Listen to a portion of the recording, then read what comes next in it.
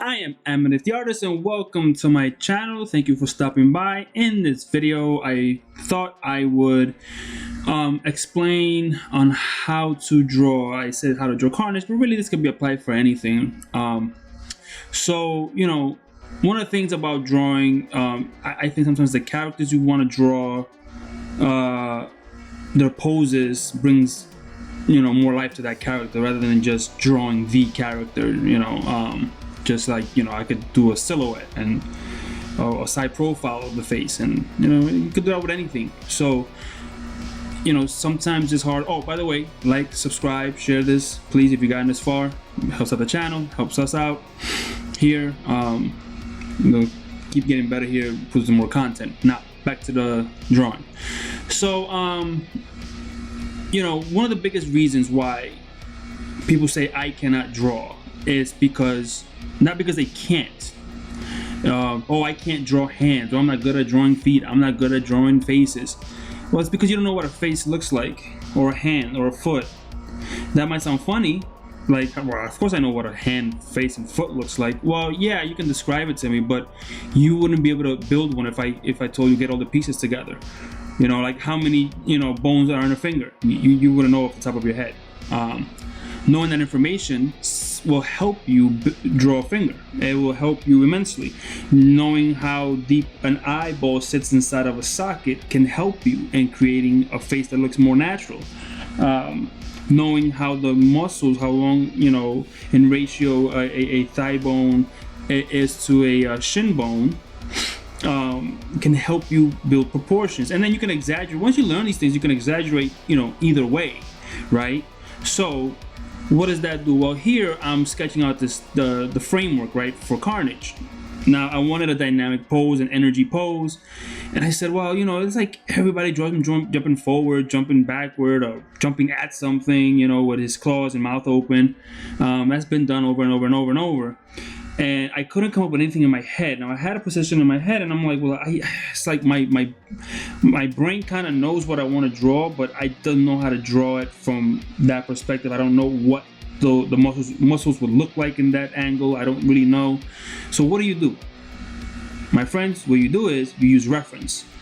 Don't let anyone tell you that referencing a picture in order to build your knowledge of things to draw upon in any other circumstance is wrong. No, everybody references. Even the Kim Jong-gi, he has an internal mental picture of references. So while it looks like he's just drawing out of his head, he is, but he's looking at reference. Okay.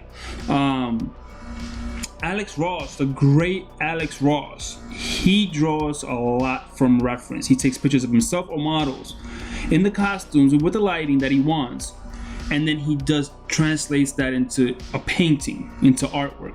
Okay, and these guys get paid big bucks, right? And they do that all the time. Why? Because not Alex Ross and Kim Jong-gi don't know what everything looks like, so they have to look at it sometimes. Sometimes they're like, well, I don't know what this really looks like. So you could kind of try to get it, but it's you won't be satisfied. So what do? You draw from reference. It's not that difficult to do. One, obviously, because you're looking at the subject matter, and two, it's not wrong. It's a tool that you can use. Now, if every single drawing you do is a reference, that may start to get, that's a crutch now. At a certain point. Because if you're just starting, maybe everything is a reference until you start to then work it from memory. Like, you studied this, so you should know it. So here, what I did was I looked at a pitcher, a baseball pitcher in motion, and got that reference, and that's what I'm using. You can kind of, now that maybe I told you, you can kind of see it. But in my head, what I wanted to really make it look like was, well, he's like either in a slash motion, like slashing his hands, or at something, or about to. So he's like winding up or winding down, however you want to look at it. Because he's a stringy looking character, he's a skinnier looking character, and I wanted to give him that. So I use reference. So you start with the line work, and then you start refining the line work. With especially with a drawing like this, right? You just you kind of refine it. As you saw me, I used an eraser to kind of just lighten it up and refine it some more. And the trick for me has always been, and I've heard other artists say this, is fine lines in the line work, right? Your pencil work. So sometimes you accidentally just make a line, and then you see a shape out of it. You go, oh, that looks like something, and you follow that. And sometimes it leads to great things, and that's how you eventually find your style. I'm still looking for my style, I think, although I see where it's going. And in the past, I fought my styles a lot, like my tendencies, my natural tendencies, because I wanted to be a Jim Lee. I wanted to be, Wolf Portacio. That's what I wanted to be like. But that's not what my hand and brain and mind were doing. Like, I would try it, and then if I did it without referencing them, if I try to draw without referencing them in the beginning of the kit and younger, a young teenager, it wouldn't look anything like them. It was different. The poses would be the same, but it was just the line work was different. So I was fighting because I wanted to be someone else. I wanted it to because I like their art so much. So what I learned as I got older, and now when I pick this back up, is that I incorporate what I like about them into what I'm doing. I try to incorporate certain things, and that's just building blocks. So here, I have to put down my line work. This is a Pentel brush pen. It's refillable, and I'm using it. I'm looking for lines, in the line work, in the pencil work, to see, if they make anything interesting, and pick out and choose what I like. And then from there, I start blotting out shadows with the brush pen and my finger. I use my fingerprints as a gradient of the dark,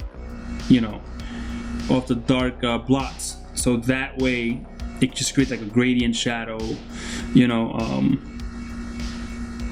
and that's something that actually, Kim Jong-gi does it, but he smudges upward, so it doesn't really make a fingerprint.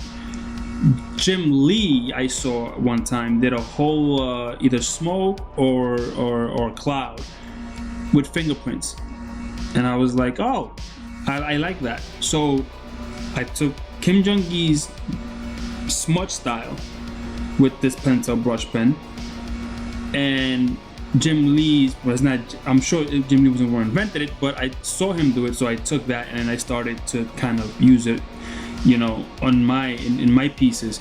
What I have to start learning how to do is not use so much of it, but I thought here with Carnage, using a lot of darks in places would be beneficial. It will match the character.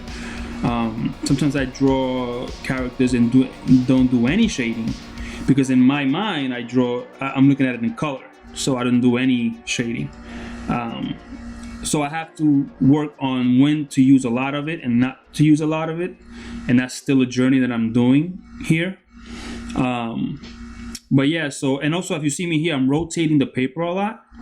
So I don't have an artist draft table. I've never had one, ever. Up until this year, I always drew on my lap.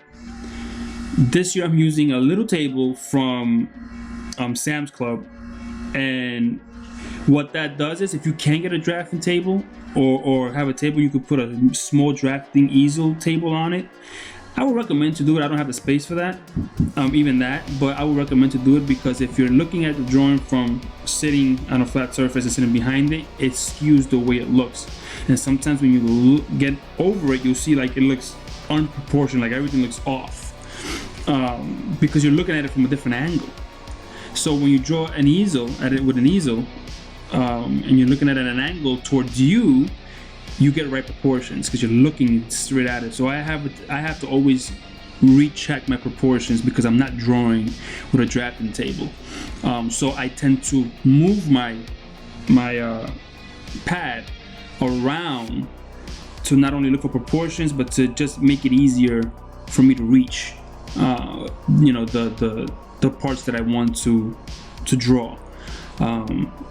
I don't know how I would draw on a drafting table because I've never have. So something I probably will get a small one at first, tabletop one, see how that works out. If it works out, then I'll invest in something bigger. I don't want to invest in something bigger and then I go, well, I don't like this. That doesn't feel natural to me. But you know, it's something you should always think about. If you're seeing that, if you're drawing on a dinner table and your drawings just look unproportioned, it's probably because you're looking at it from too far out. You got to be right over it, looking down at it, and always checking your proportions when moving your paper around, making sure that things are aligned the right way. As you can see here, I'm just blotting in the fingers, the dark tips of the fingers. And you'll see in a little while with that stretched out leg, I put some symbiote coming out right there. See that? And then I go, no, that's not how I do things. And I forgot how I did things, and that's how I do it. I for some reason made it almost like a flower petal. When I do these type of things, piping or tubing, I always fold it over and make a fold line to give it depth, and it's always wiggly. You know, it has character. That one just, and I forgot. I just literally forgot. That's how I do it, and that comes because I don't practice enough. I don't draw enough, so things don't become second nature to me. And that's something that you will have to do. Also, if you really want to get good at it, you have to make it second nature, and you have to remember how you do these things. So you know, I didn't know how much really to go with the symbiote here. Like how much to give him, you know, how it should look, you know, and I didn't want to jack any other artist's style. Now, there are, you know, I could have done much more with it. You know, more black outlines. You know, you see here I do some light, you know, lining like that. You know, that is more traditional to Carnage. But I probably could have done more. But you know, for the sake of getting this video out and just sort of explaining how I do things, without it getting too complicated, and maybe you want to follow along, this is how I chose to do it. But I could have definitely probably chose, you know, a different method to give more detail. I love using brushes and brush pens. They're my favorite because you draw faster with it, to me. But I'll be doing some technical pen stuff later on the road. But I just love the pen, the brush pen, and the brushes because they just give you so much more freedom, and the drawing goes faster. But anyway, this is my Carnage. I hope you like it. If you got this far, please, if you've gotten this far, subscribe, share, you know, comment anything you might want to see me do in the future. Leave a comment below. And at the end of this video, you'll see that I post a still picture of one where I erased most of the pencils, so you could see a little clearer. It takes away a little bit from the gradients of the inks that I made with my fingertips, because it is a Photoshop image. In person, the drawing looks a lot different with the gradient shading. But anyway, I hope you enjoyed. All right, see you in the next video.